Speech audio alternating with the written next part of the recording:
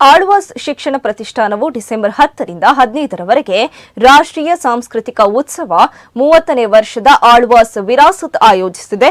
ಇದರ ಅಂಗವಾಗಿ ಅನ್ವೇಷಣಾತ್ಮಕ ಶತಾಯುಷಿ ಕೃಷಿಕ ಮಿಜಾರುಗುತ್ತು ಆನಂದ ಆಳ್ವಾಸ್ ಸ್ಮರಣಾರ್ಥ ಕೃಷಿ ಮೇಳ, ಆಹಾರ ಮೇಳ, ಫಲಪುಷ್ಪ ಮೇಳ, ಕರಕುಶಲ ಮತ್ತು ಪ್ರಾಚ್ಯ ವಸ್ತು ಪ್ರದರ್ಶನ ಮೇಳ, ಚಿತ್ರಕಲಾ ಮೇಳ, ಕಲಾಕೃತಿ ಪ್ರದರ್ಶನ, ಛಾಯಾಚಿತ್ರಗಳ ಪ್ರದರ್ಶನ ಮತ್ತು ಮಾರಾಟ ಮಳಿಗೆಗಳ ಮಹಾಮೇಳಗಳ ಉದ್ಘಾಟನೆ ನಡೆದಿದೆ.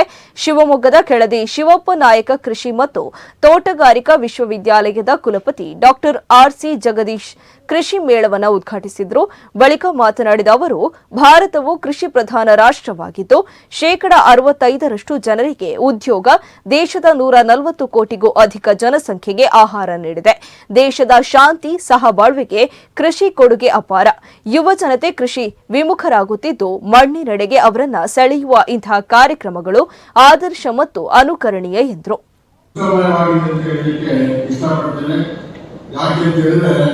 ಪ್ರತಿಯೊಬ್ಬರಿಗೂ ಸಹ ಇವತ್ತು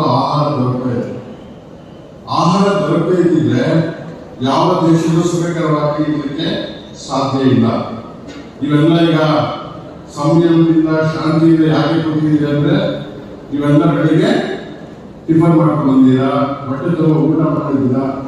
ಅಂದ್ರೆ ಈ ದೇಶದ ಶಾಂತಿ ಮತ್ತು ಸಹಬಾಳ್ವೆಗೆ ಕೃಷಿಯ ಕೊಡುಗೆ ಬಹಳಷ್ಟು ಮಹತ್ವ. ಅದಕ್ಕೆ ಮುಖ್ಯ ಕಾರಣಕರ್ತರು ಯಾರು? ನಮ್ಮ ದೇಶದ ರೈತರು. ಎಲ್ಲರೂ ಸಹ ರೈತರಿಗೆ ಯಾವುದೇ ಸಂದರ್ಭಗಳಾಗಲಿ ನಾವು ಊಟ ಮಾಡಬೇಕಾದ್ರೆ ಮೊದಲು ಅವರನ್ನ ನೆನೆಸ್ಕೊಳ್ಬೇಕು, ಅವರಿಗೆ ಒಂದು ಪ್ರಣಾಮಗಳನ್ನ ಹೇಳಬೇಕು. ಅದಕ್ಕೋಸ್ಕರ ಎಲ್ಲರೂ ಸಹ ನಮ್ಮ ದೇಶದ ರೈತರಿಗೆ ಒಂದು ಚಪ್ಪಾಳೆ. ಯಾಕೆ ಹೇಳ್ತೀವಿ ಅಂದ್ರೆ,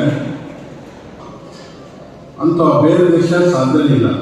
ಭಾರತ ದೇಶಕ್ಕೆ ಆಹಾರ ಉತ್ಪನ್ನಕ್ಕೆ ಭಾರತದವರೇ ಮಾಡಬೇಕು.